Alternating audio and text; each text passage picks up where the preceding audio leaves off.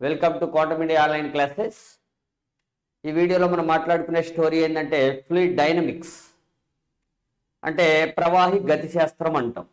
Last videos వరకు కూడా మనం మాట్లాడుకుంది ఏంటంటే ఈ ప్రవాహి ధర్మాలు అనేటటువంటి చాప్టర్లో మనం మాట్లాడుకుంది పాస్కల్ నియమం కావచ్చు, తర్వాత ఆర్కిమెడిస్ నియమం కావచ్చు, ఆ next rest of the story.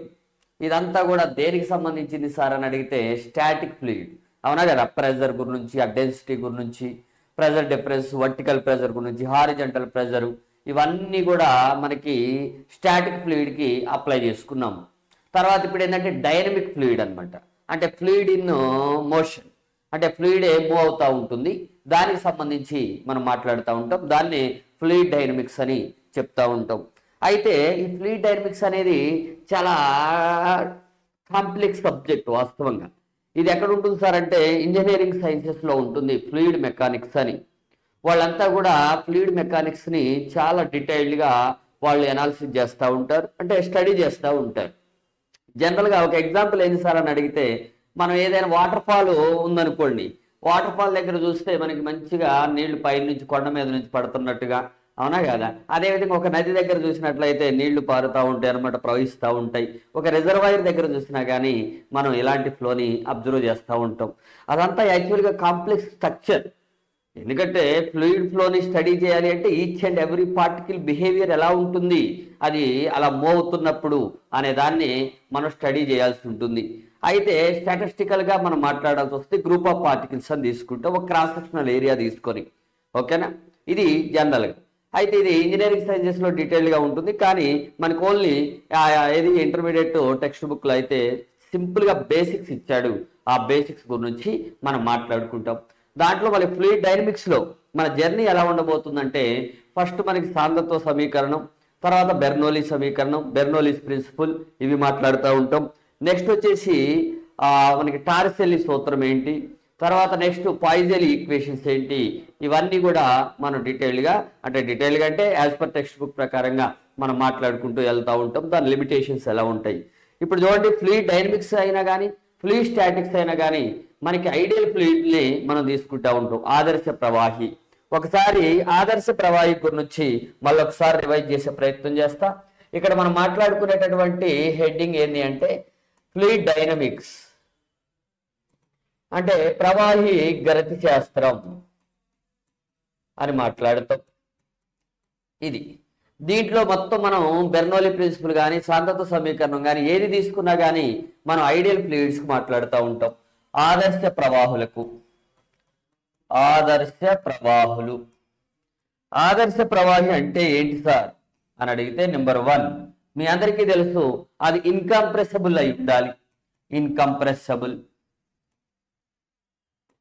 Incompressible అంటే అసంపీడ్య అని మనం మాట్లాడుతూ ఉంటాం. అసంపీడ్య అంటే మనం కంప్రెస్ చేయలేమని. వాల్యూమ్ కాన్స్టెంట్, మాస్ కాన్స్టెంట్, అప్పుడు స్థిర సాంద్రత ఉంటుంది, సాంద్రత అనేది మారదు.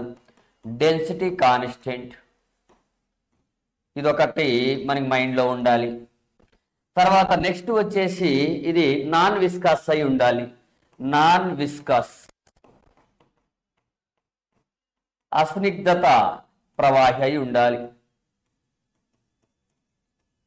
నాన్ విస్కస్ అంటే ఏంది, ఘర్షణ బలం ఉండకూడదు, పొరల మధ్య ఘర్షణ బలం అనేది ఉండదు అని మనం తీసుకుంటాం. తర్వాత నెక్స్ట్ వచ్చేసి ఇర్రొటేషనల్. ఇర్రొటేషనల్ అంటే భ్రమణం చెందవు, పార్టికల్స్ వచ్చేసి భ్రమణం చెందవు అని మనం తీసుకోవాల్సి ఉంటుంది. అంటే ఇర్రొటేషనల్ అంటే జనరల్గా మనకి యాంగులర్ వెలాసిటీ, కోణీయ వేగం అనేది పార్టికల్స్కి సంబంధించి ఏమవుతుంది, 0 అవుతుంది. జస్ట్ వాటర్ మాలిక్యూల్ తీసుకుంటే ఇలా వెళ్ళిపోవాలి, అంతేగాని తిరుక్కుంటూ వెళ్ళిపోకూడదు అనమాట. రొటేషన్ లేదనమాట, ఓకేనా. ఎందుకంటే ఇలా తిరుక్కుంటూ వెళ్తున్నాయి అనుకోండి, మళ్ళీ విస్కస్ ప్రాపర్టీ అనేది యాడ్ అవుతూ ఉంటుంది అనమాట. అందుకే జస్ట్ ఇర్రొటేషనల్ అని తీసుకుంటూ ఉంటాం. ఇది ఆదర్శ ప్రవాహాలకు సంబంధించి. అంటే మీకు ఆల్రెడీ చెప్పిన కదా, ఈ చాప్టర్లో 90% మనం లిక్విడ్స్ గురించే మనం మాట్లాడుతూ ఉంటాం అనమాట. 90% ఆఫ్ ద డిస్కషన్ రైట్ ఇది లిక్విడ్స్కి సంబంధించే ఉంటుంది. సరే, బాగానే ఉంది. మరి ఇక్కడ ఈ ప్రవాహి గతి శాస్త్రంలో మొట్టమొదటిసారిగా మనకి తగిలేది ఎవరు సార్ అంటే ధారారేఖ ప్రవాహం. ధారారేఖ ప్రవాహం అంటే ఏంటో చూడాలి. స్ట్రీమ్ లైన్ ఫ్లో అని మనం మాట్లాడుతూ ఉంటాం. దీనికే ఇంకొక పేరు ఉంటుంది, స్టడీ ఫ్లో. స్టడీ ఫ్లో అంటే నిలకడ ప్రవాహం. నిలకడ ప్రవాహం. ఇది చూశాక సాంద్రత్వ సమీకరణం ఏందో చూద్దాం. అంటే ఈక్వేషన్ ఆఫ్ కంటిన్యూటీ అని చెప్తా ఉంటారు. చూడండి, ధారారేఖ ప్రవాహం అంటే ఎప్పుడైనా కానీ మీకు చెప్పిన కదా, మనం ఏదైనా కొండ ముందు నించుని ఆ రైట్ కొండ మీద నుంచి వచ్చేటటువంటి నీళ్ళు, వాటర్ ఫాల్స్ కానీ రివర్ ఫ్లో కానీ గ్రూప్ ఆఫ్ పార్టికల్స్ మనం అబ్జర్వ్ చేయాల్సి ఉంటుంది. అందుకే కొంచెం ఆ లెవెల్లో ఆలోచించే ప్రయత్నం చేద్దాం మనం. సరే, ఒకసారి ధారారేఖ ప్రవాహం అంటే ఏందో ఒకసారి చూడండి. ఫర్ ఎగ్జాంపుల్ నేను ఏం చేస్తానంటే, ఒక ప్రవాహి ఈ డైరెక్షన్లో ఫ్లో అవుతుందో అని అనుకుందాం. ఈ డైరెక్షన్లో ఏదో ఒక పైప్ అని అనుకుందాం. ఇది ఒక నాన్ యూనిఫామ్ క్రాస్ సెక్షనల్గా ఉన్న ఒక పైప్ అని మనం తీసుకుంటే, దీంట్లో ఏదో ఒక క్రాస్ సెక్షన్ దగ్గర, ఏదో ఒక మధ్యఛేద వైశాల్యం దగ్గర నేను అబ్జర్వ్ చేస్తా ఉన్న ఒక కణాన్ని, అది ఎంత వేగంతో వెళ్తుందంటే v1 వేగంతో వెళ్తుందని అనుకుందాం. v1 వేగంతో. తర్వాత ఇక్కడ క్రాస్ సెక్షనల్ ఏరియా తీసుకుంటా. ఇది ఏ అనే బిందువు అని అనుకుందాం, ఇది బి అనే బిందువు అని అనుకుంటే, ఇప్పుడు నేను ఇక్కడ v1 అని వేగంతో దాటుతుంది ఒక కణం. ఆ ప్రవాహిలో ఒక కణం తీసుకుంటున్నా. ఏడుకు వచ్చేసరికల్లా వేగం ఎంత ఉంది సార్ అని అడిగితే v2 అని అనుకుందాం. నెక్స్ట్ వచ్చే కణం కూడా ఇది వెళ్ళిపోయింది. ఇది వెళ్ళిపోయాక రైట్ నెక్స్ట్ కణం ఒకటి వస్తుంది, దాన్ని వేరే కలర్తో తీసుకుంటున్నా చూడండి. ఆ కణం కూడా ఇక్కడ ఎంత వేగం ఉంటుందంటే v1 ఉంటుంది. అంతకుముందు ఎంత వేగం ఉంటుందో మనకనే అవసరం. ఈ పాయింట్ దగ్గరకు వచ్చాక మనం అబ్జర్వ్ చేస్తున్నాం. నెక్స్ట్ వచ్చేసరికల్లా ఇది ఎంత వేగంతో ఇక్కడ దాటింది, ఇదే కణం బి అనేటటువంటి బిందువు దగ్గర లేదా ఈ క్రాస్ సెక్షన్ దగ్గర ఎంత వేగంతో దాటింది, v2 వేగంతో దాటింది. నెక్స్ట్ పార్టికల్ కూడా చూడండి, ఎగ్జాక్ట్ గా ఇదే బిందువుని v1 వేగంతో దాటుతుంది. నెక్స్ట్ ఏడుకు వచ్చాక ఎంత వేగంతో దాటుతుంది అంటే v2 వేగంతో దాటుతుంది.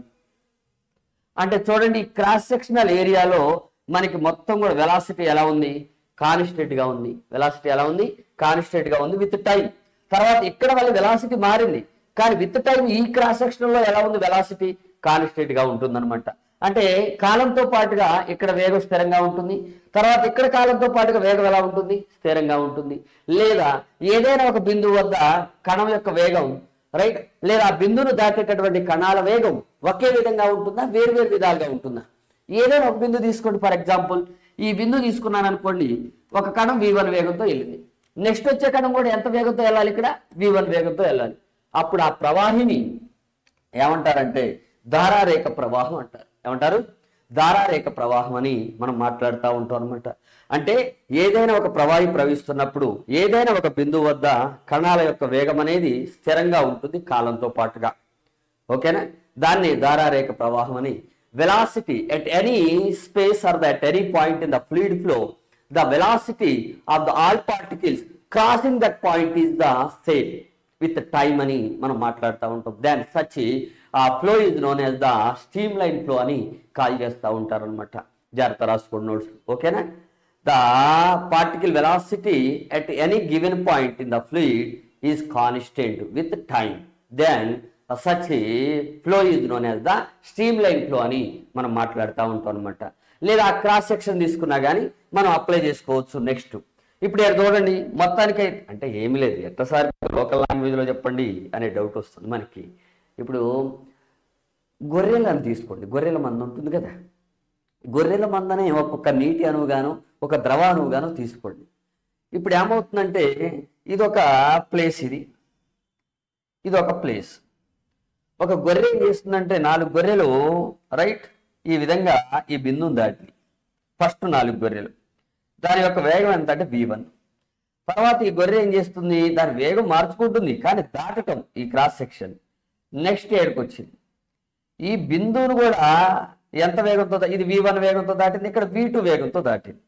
ఈ గొర్రె ఏం చేసింది, ఎట్లయిపోతుంది, అది కూడా v2 వేగంతో దాటింది.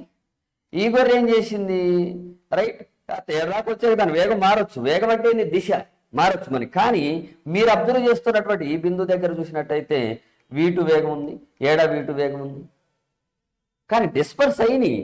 కానీ ఏమవుతుంది, వేగాలు మాత్రం ఆ క్రాస్ సెక్షన్ దగ్గర కాన్స్టెంట్ గా ఉంటుంది, ఈ క్రాస్ సెక్షన్ దగ్గర కాన్స్టెంట్. మళ్ళీ నెక్స్ట్ 4 గొర్రెలు వచ్చినాయి అనుకోండి, మళ్ళీ సేమ్, మళ్ళీ పాత కూడా మొదటి గొర్రె ఏదైతే పాత్ ఫాలో అవుతుందో రెండవ గొర్రె కూడా అదే పాత్ ఫాలో అవుతుంది. మొదటి గొర్రె ఏ పాత్ ఫాలో అవుతుందో రెండవ గొర్రె కూడా, ఓకేనా, గోట్ అని షీప్ అని మనం మాట్లాడుతూ ఉంటాం కదా, రైట్, అది ఏ పాత్ని ఫాలో అవుతూ ఉంటుంది అనమాట. ఈ గొర్రెలు ఫాలో అయ్యేటటువంటి పాత్ను చూశారు, దీన్ని ధారారేఖ అంటాం. ధారారేఖ, ఓకేనా. ధారారేఖ అంటే స్ట్రీమ్ లైన్ అంటాం, స్ట్రీమ్ లైన్, ఓకేనా. ఈ ధారారేఖకి మనం ఏదైనా ఒక బిందువు దగ్గర స్పర్శరేఖని, ఇది ఎట్లా ఉండొచ్చు, ఇట్లయినా ఉండొచ్చు, మనకు అనవసరం. ఏదైనా ఒక స్పర్శరేఖను గీశారనుకోండి, అది వేగ దిశని ఇస్తుంది అనమాట. ఆ బిందువు దగ్గర ఆ కణం యొక్క వేగ దిశని ఇస్తుందని మనం మాట్లాడుతూ ఉంటాం అనమాట.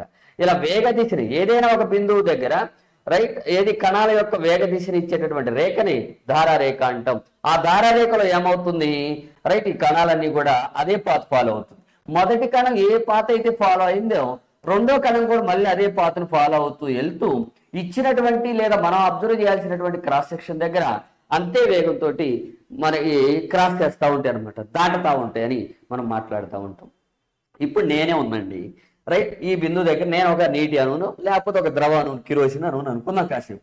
నేను ఈ బిందు దగ్గర ఏం చేసిన, v1 వేగంతో వెళ్ళి ఈ మార్గాన్ని ఎంచుకున్నా, నేను ఈ మార్గాన్ని ఎంచుకున్నా, ఓకేనా. ఈ మార్గాన్ని ఎంచుకుంటే మళ్ళీ ఏమవుతుంది, ఈ మార్గాన్ని ఎంచుకున్నప్పుడు ఒక కణం v1 వేగంతో ఈ మార్గాన్ని ఎంచుకొని నేను ఇలా ప్రయాణించిన.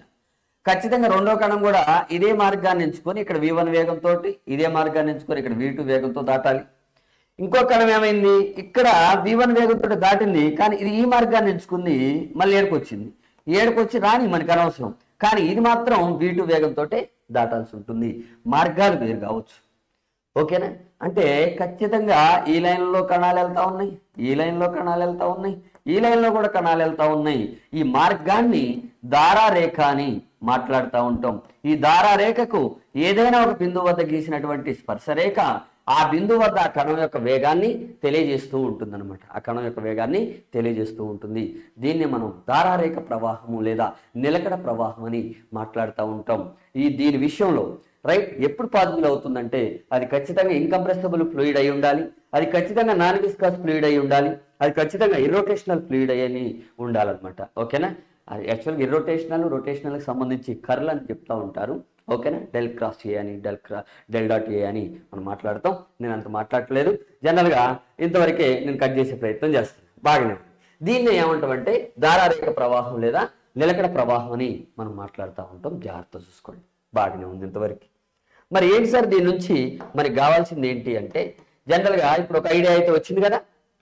ఏదైనా ఇప్పుడు ఫర్ ఎగ్జాంపుల్ ఒక కణం పి అనే బిందు తీసుకుంటున్నాం, పి అనేటటువంటి క్రాస్ సెక్షన్. ఈ బిందు దగ్గర కొంత వేగంతో బయలుదేరి ఈ మార్గాన్ని ఎంచుకుంటే ఇట్లా వస్తుందని అనుకున్నాం.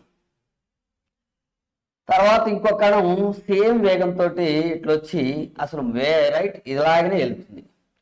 ఇంకో కణం ఇదే క్రాస్ సెక్షన్లో, క్రాస్ సెక్షన్ ఏం మారటం లేదు, మధ్యచ్ఛేద వైశాల్యం అండి, ఇలా ముందుకెళ్ళి తన ఇష్టం, మార్గం ఎలాగైనా ఉండొచ్చు, మనకు అనవసరం. వీటిని ధారారేఖలు అంటాం, ఓకేనా. స్ట్రీమ్ లైన్స్ అని మాట్లాడుతూ ఉంటాం. ఇప్పుడు ఇక్కడ కణం VP వేగంతో వెళ్ళింది అనుకోండి, అన్ని కణాలు కూడా ఎంత వేగంతో క్రాస్ చేయాలి, VP వేగంతో క్రాస్ చేయాలి. ఈ మార్గం ఈ విధంగా ఉంది. ఇక్కడ R అనేటటువంటి బిందువు తీసుకుంటా, ఇక్కడ Q అనేటటువంటి బిందువు లేదా క్రాస్ సెక్షన్ తీసుకుందాం, క్రాస్ సెక్షన్సే తీసుకుందాం మనం, ఓకేనా. ఇలా క్రాస్ సెక్షన్సే తీసుకుందాం, ఇక్కడ కూడా క్రాస్ సెక్షన్సే తీసుకుంటానని ఈ విధంగా. ఇప్పుడు ఎలా ఉంది పరిస్థితి చూడండి. ఇక్కడ ఫర్ ఎగ్జాంపుల్ ఇవన్నీ కూడా కణాలు VP వేగంతో, ఇక్కడ వచ్చేసరికల్లా VR వేగంతో, ఇక్కడ వచ్చేసరికల్లా VQ వేగంతో దాటుతూ ఉంటాయి. ఇలా నేనేం చేస్తానంటే ధారారేఖల్ని ఈ విధంగా డ్రా చేస్తూ ఉంటాను అనమాట. టెక్స్ట్ బుక్లో తీసుకున్నట్టుగానే తీసుకున్నాను నేను కూడా, ఓకేనా. సరే, బాగానే ఉంది ఇంతవరకు. అయితే ఇక్కడ మనం అబ్జర్వ్ చేయాల్సింది ఏంటి సార్, దేని గురించి మాట్లాడాలి అంటే మనం ఇప్పుడు సాంద్రత్వ సమీకరణం గురించి మాట్లాడాలి. సాంద్రత్వ సమీకరణం, ఓకే. ఈక్వేషన్ ఆఫ్ కంటిన్యూటీ అంట, ఈక్వేషన్ ఆఫ్ కంటిన్యూటీ ఏంటి సార్, దీని గురించి మన డిస్కషన్ ఎలా ఉండబోతుందో చూద్దాం మనం. ఫస్ట్ అయితే ఒక ఐడియా అయితే వచ్చింది, ఐడియల్ ఫ్లూయిడ్ అంటే వచ్చింది, నిలకడ ప్రవాహి అంటే ఎంతో కూడా ఒక ఐడియా వచ్చింది. తర్వాత నెక్స్ట్ వచ్చేసి నిలకడ ప్రవాహి అన్న ధారారేఖ ప్రవాహం అన్న ఒకటే అని కూడా ఒక ఐడియా అయితే వచ్చేసింది మనకి, అవునా కదా. రైట్, దాన్ని దృష్టిలో పెట్టుకొని ఇప్పుడు నేనేం చేస్తున్నాడు, ధారారేఖలు అంటే కూడా మనకు ఒక అండర్స్టాండింగ్ వచ్చింది. ఇక్కడ ఎక్కడైతే మనం స్పర్శరేఖ గీస్తామో ఇది ఆ బిందువు వద్ద ఆ కణం యొక్క వేగ దిశని తెలియజేస్తూ ఉంటుంది అనమాట. వేగ దిశ, డైరెక్షన్ ఆఫ్ వెలాసిటీ. ఇప్పుడు ఇక్కడ చూడండి, ఇక్కడ వెలాసిటీ కాన్స్టెంట్ విత్ టైం, ఇక్కడ కూడా వెలాసిటీ కాన్స్టెంట్ విత్ టైం. అంతేగాని ఇక్కడ డైరెక్షన్ చేంజ్ అవుతుందంటే వెలాసిటీ చేంజ్ అవుతుంది. Velocity each and every point దగ్గర చేంజ్ అవుతుంది. కానీ మీరు తీసుకున్నటువంటి క్రాస్ సెక్షనల్ ఏరియా దగ్గర విత్ టైం కాన్స్టెంట్ అని అనుకుంటాం మనం, అంతే. ఓకేనా, రైట్, ఎంతవరకు బాగానే ఉంది.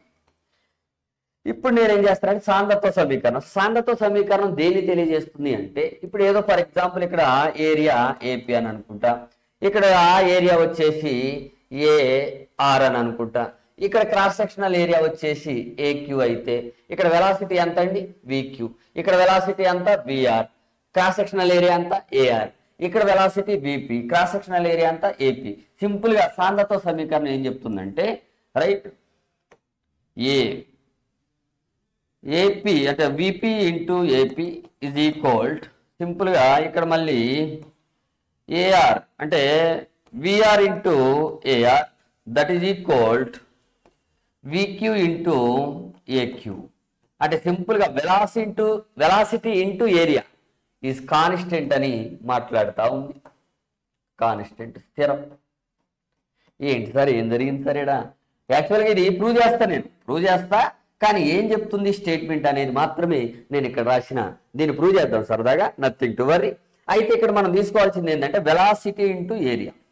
వెలాసిటీ ఇంటూ ఏరియాని ఏమంటారంటే ఘన పరిమాణ అభివాహం లేదా ప్రవాహి రేటు.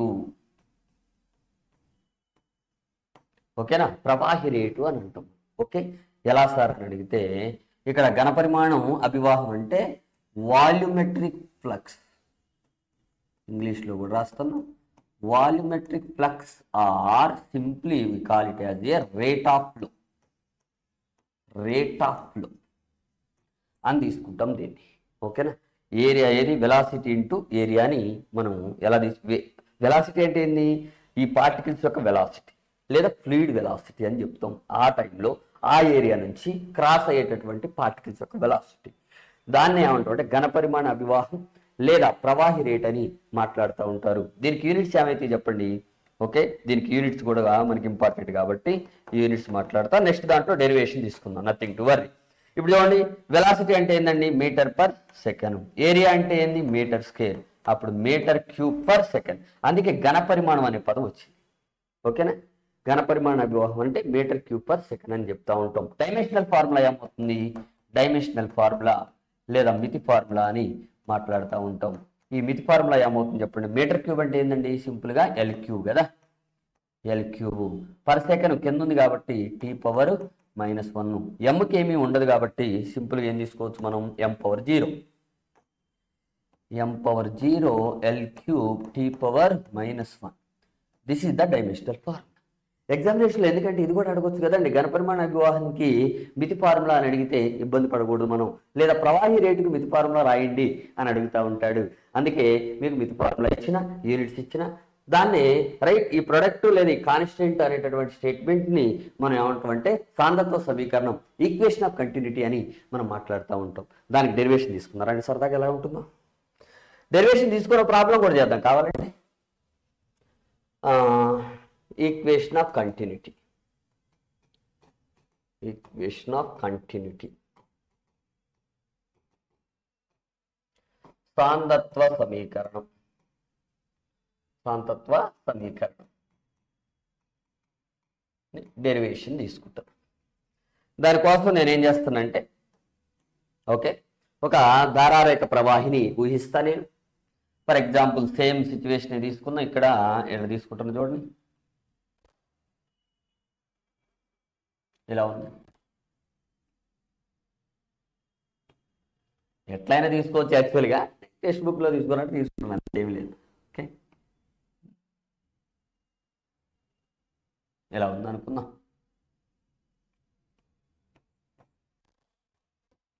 ఫర్ ఎగ్జాంపుల్ పి అనే క్రాస్ సెక్షనల్ ఏరియా తీసుకుంటున్నా. దీని క్రాస్ సెక్షనల్ ఏరియా వచ్చేసి ఏపీ.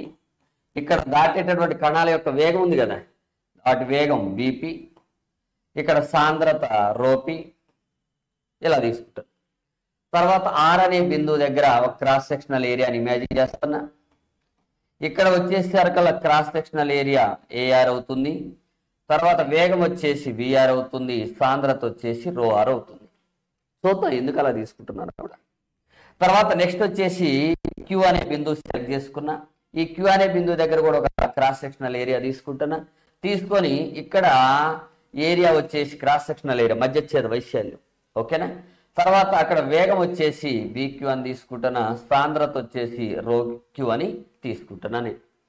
ఇప్పుడు నేనేం చేస్తానంటే right small interval of time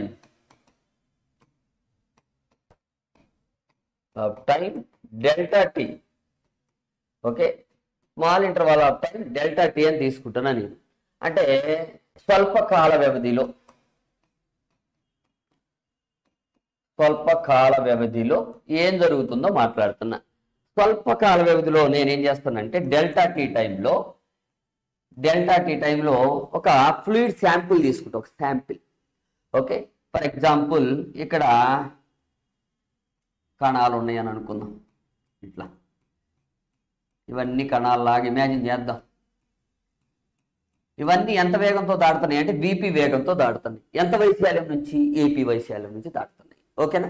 ఇప్పుడు ఇది డెల్టా టీ టైంలో ఏమవుతుంది? డెల్టా టీ టైంలో ఇక్కడికి వచ్చినాయి అని అనుకుందాం. ఓకేనా. ఈ కణాలన్నీ కూడా ఓకే ఇట్లా వచ్చేస్తున్నాయి. డెల్టా టీ టైంలో ఎంత దూరం ప్రయాణించి ఉంటాయి? దూరం అంటే ఏంది? అవునా గారు? వేగము బై కాలం.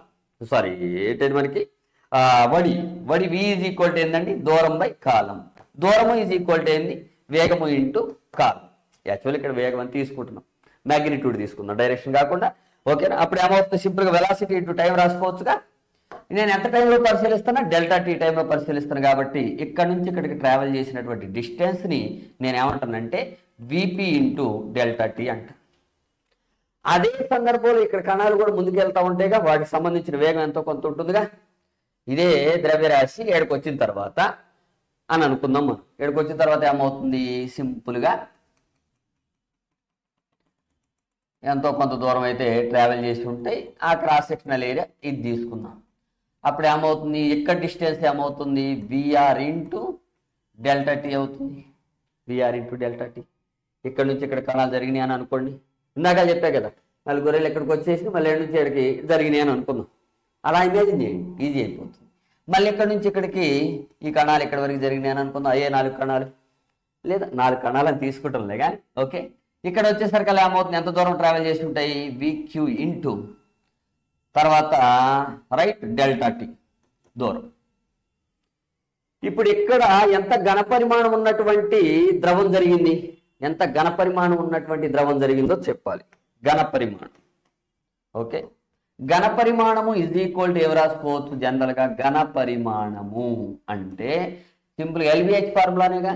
ఎల్బిహెచ్ ఫార్ములా అంటే ఏరియా ఇంటూ రైట్ లెంతేగా, ఏరియా ఇంటూ హైట్ లేదా ఏరియా ఇంటూ డిస్టెన్స్ అని తీసుకోవచ్చుగా మనం.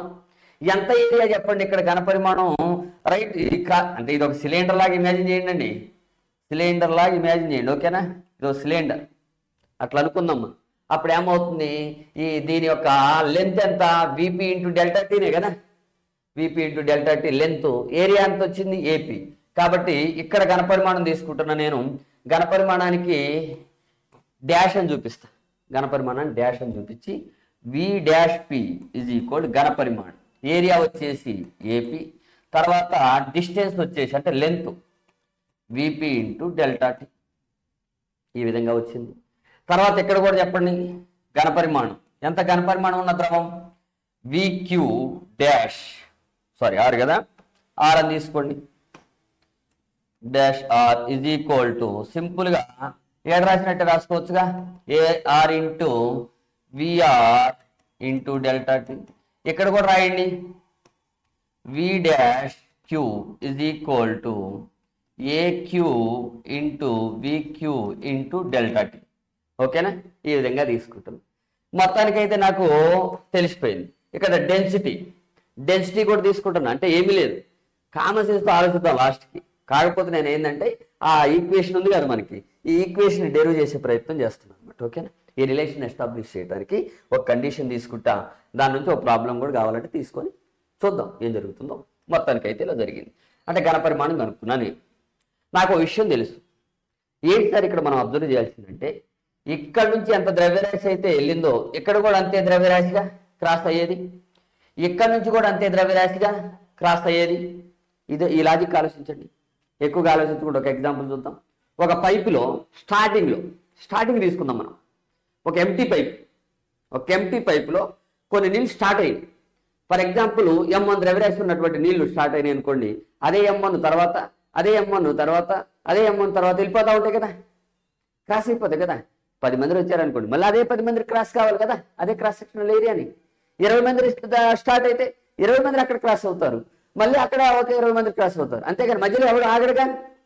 అంటే ద్రవ్యరాశి ఎలా ఉంటుంది? ఇక్కడ క్రాస్ అయ్యే ద్రవ్యరాశి, ఇక్కడ క్రాస్ అయ్యే ద్రవ్యరాశి, ఇక్కడ క్రాస్ అయ్యే ద్రవ్యరాశి కూడా ఏమవుతుంది? సమానం అవుతుంది. వాటి వేగాలు వేరువేరుగా ఉండొచ్చు, అవి ఆక్రమించిన ఘనపరిమాణాలు వేరువేరుగా ఉండొచ్చు, కానీ అవి మొత్తం కూడా ద్రవ్యరాశి సమానమేగా. ఇవే 4 గొర్రెలు ఎక్కడ వెళ్తున్నాయి, ఇవే 4 గొర్రెలు దూరం జరిగి 3 గొర్రెలు అనుకుందాం, కాసేపు దూరం మళ్ళీ ఎక్కడికొచ్చారు దగ్గర అయిపోయినాయి. గొర్రెల ద్రవ్యరాశులు ఏం మారలేదు, కానీ అవి ఆక్రమించిన ప్రాంతాలు మారిపోయినాయి, అవి వెళ్ళే వేగాలు మారిపోయినాయి. అవునా కాదు? కాబట్టి ద్రవ్యరాశులు సమానంగా మనం తీసుకోవచ్చు. మరి ఇక్కడ ద్రవ్యరాశి ఏమవుతుంది? ఇక్కడ ద్రవ్యరాశి MP ఈజ్ ఈక్వల్ టు, ద్రవ్యరాశి ఈజ్ ఈక్వల్ టు ఏమి రాసుకోవచ్చు? సాంద్రత ఇంటూ ఘనపరిమాణం రాసుకోవచ్చుగా. ρP ఇంటూ ఘనపరిమాణం ఎంత వచ్చిందేడా? AP into VP into ΔT. ఇదే కదా, అవునా కదా? ఘనపరిమాణం డైరెక్ట్ రాసేస్తున్నా. మరి ఇక్కడ కూడా ఎలా రాసుకోవచ్చు? Similarly MR is equal to ఏమి రాసుకోవచ్చు?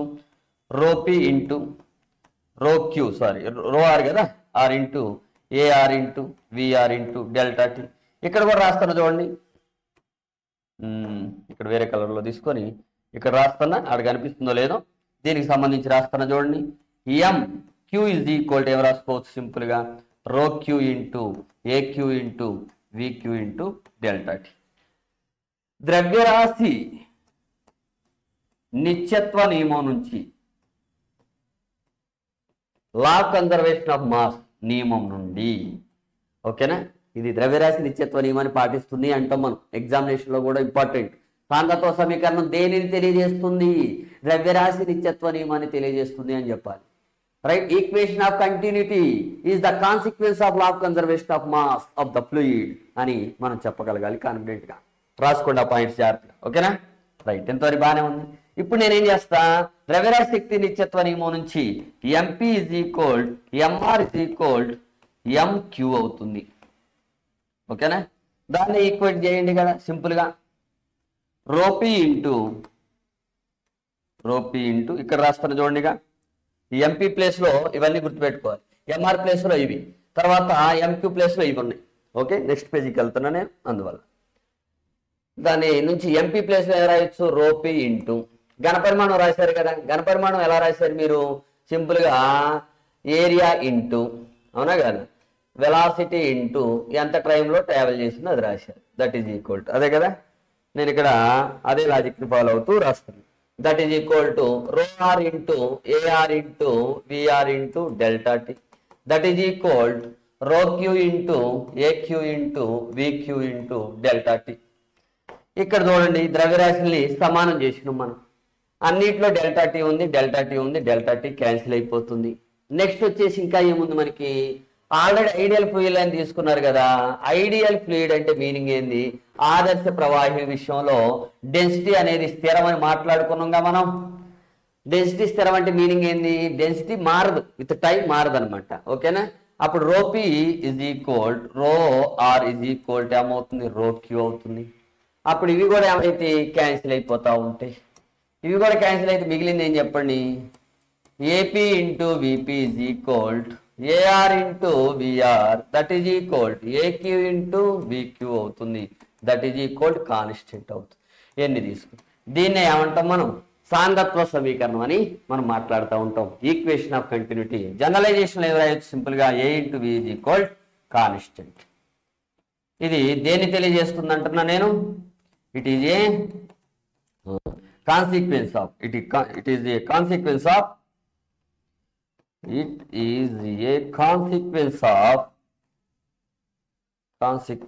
law of conservation of what we call mass, ద్రవ్యరాశి శక్తి నిత్యత్వ నియమాన్ని తెలియజేస్తూ ఉంటుందన్నమాట. ఇది జనరల్. అయితే చూడండి, ఇదంతా కూడా ఒక లిమిటేషన్ ఉంటుంది. ఏబీజీ కోడ్ కాన్స్టెంట్ అనేది ఎప్పుడు వరకు వ్యాలిడ్ అవుతుందంటే లో వెలాసిటీస్కి వ్యాలిడ్ అవుతుంది. ఐడియల్ ఫ్లూయిడే కానీ లో వెలాసిటీకి వ్యాలిడ్ అవుతుంది. కానీ వెలాసిటీ పెరిగిపోయింది అనుకోండి, అప్పుడు ఏమవుతుందంటే ఒక క్రిటికల్ వెలాసిటీ ఉంటుంది, సందిగ్ధ వేగం. అంతవరకు పర్లేదు లో వెలాసిటీ. ఒకనొక లిమిట్ దాటింది అనుకోండి, దాన్నే సందిగ్ధ వేగం అంటాం. ఈ వేగం కన్నా దాటిందంటే, అంటే ఇప్పుడు ఈ వేగం వి మోర్ దాన్ విసి అయిపోతే దాన్ని ఏమంటారంటే మనకి ఓకే ఏమంటాం మనం దాన్ని టర్బులెంట్ ఫ్లో అంటారు. ఏమంటారు? టర్బులెంట్ ఫ్లో అంటారు. టర్బులెంట్ ఫ్లో అని మనం మాట్లాడుతూ ఉంటాం. ఓకే, సందబ్ధ ఏదో ఉంటుంది మనకి, సందబ్ధ వేగం అని చెప్తా ఉంటారు. సరే, తెలుగులో ఏదైతేనే టర్బులెంట్ ఫ్లో అంటాం. టర్బులెంట్ ఫ్లో అంటే ఎలా చూస్తాం? సుడిగుండాలు కానీ లేకపోతే బుడగలు వచ్చి ఇక్కడ తిరుగుతూ ఉంటాయి సుడిగుండాలు, అలాంటి సందర్భంలో చూస్తాం. అప్పుడు అది ఐడియల్ ఫ్లూయిడ్ అని అనం మనం. ఐడియల్ ఫ్లూయిడ్ కండిషన్ దాటిపోతుంది అనమాట. ఓకేనా? సరే, బాగానే ఉంది ఇంతవరకు. అయితే ఇప్పుడు దీని నుంచి ఒక ప్రాబ్లం చేసే ప్రయత్నం చేద్దాం. ఫర్ ఎగ్జాంపుల్, ఏదో ఒక ఫ్లూయిడ్ ఇలా ఉంది, ఇలా మూవ్ అవుతుంది పైప్లో. ఫర్ ఎగ్జాంపుల్ ఇక్కడ ఏరియా A1 వచ్చేసి 1 మిల్లీమీటర్ స్క్వేర్ అని అనుకోండి. వెలాసిటీ V1 వచ్చేసి 2 సెంటీమీటర్ పర్ సెకండ్ అనుకోండి. ఇక్కడ ఏరియా A2 వచ్చేసి ఫర్ ఎగ్జాంపుల్ 2 మిల్లీమీటర్ స్క్వేర్ అని అనుకోండి. వెలాసిటీ ఎంత ఉంటుంది అని అడుగుతాడు. వెలాసిటీ ఎంత ఉంటుంది? అప్పుడు ఏం చెప్తారు మీరు సింపుల్గా? Okay, A1 V1 is equal to ఏం చేయొచ్చు? A2 V2 అంటాం. అప్పుడు V2 ఈజ్ ఈక్వల్ టు ఏమవుతుంది? A1 V1 బై A2 అవుతుంది. సింపుల్గా A1 అంటే 1 మిల్లీమీటర్ స్క్వేర్ ఇంటూ V1. ఎందుకంటే యాక్చువల్గా యూనిట్స్ను మనం మార్చాల్సిన పనేమీ లేదు డైరెక్ట్గా, ఎందుకంటే క్యాన్సిల్ అయిపోతాయి కదా, ప్రాబ్లం లేదు. ఇక్కడ ఎలాగో మనకి అదే యూనిట్స్ కావాలి కదా. V1 వాల్యూ ఎంత అండి? 2 centimetre per second by A2 value ఎంత? A2 వాల్యూ 2 మిల్లీమీటర్ స్క్వేర్ కదా, మిల్లీమీటర్ స్క్వేర్ అంతే. 2కి గెట్స్ క్యాన్సిల్, యూనిట్స్కి గెట్స్ క్యాన్సిల్ అయిపోతుంది. సింపుల్గా 1 సెంటీమీటర్ పర్ సెకండ్ అవుతుంది. అంటే V2 is equal 1 centimetre per second అని మాట్లాడుతూ ఉంటాం. ఇది జనరల్గా మనకి ఫ్లూయిడ్ ఎంత స్పీడ్తో మూవ్ అవుతుందో మనం ఈ ప్రోడక్ట్ వచ్చేసి ఏమవుతుంది? ప్రవాహి రేట్ అవుతుంది, రేట్ ఆఫ్ ఫ్లో అవుతుంది అనమాట. దానికి సంబంధించి కూడా మనం మాట్లాడుకుందాం. దాన్నే మనం ఘన పరిమాణ వివాహం అని మాట్లాడుతూ ఉంటాం, వాల్యూమెట్రిక్ ఫ్లక్స్ అని చెప్తూ ఉంటారు అనమాట. ఇది జనరల్గా సాంద్రత్వ సమీకరణం. మనం ఫ్లూయిడ్ డైనమిక్స్లోకి ఎంటర్ అయ్యి ధారారేఖ ప్రవాహం నుంచి సాంద్రత్వ సమీకరణాన్ని రాబట్టినాం. ఇది ఎందుకు రాబట్టారు సార్ అని అడిగితే, ఇది మనకి బెర్నౌలీ సిద్ధాంతంలో ఉపయోగపడుతుంది. బెర్నౌలీ సూత్రం మీద మనకి చాలా అప్లికేషన్స్, చాలా స్టోరీ ఉంటుంది, రైట్, ఇంట్రెస్టింగ్గా ఉంటుంది. మరి బ్లేజ్ బెర్నౌలీ ఏం చెప్పాడు, ఆయన యొక్క ప్రిన్సిపల్ ఏ విధంగా ఉంటుంది అనే దాన్ని నెక్స్ట్ వీడియోలో మనం విత్ ప్రూఫ్ కూడా తీసుకునే ప్రయత్నం తీసుకున్నాం సరదాగా. ఓకేనా? Right, thank you.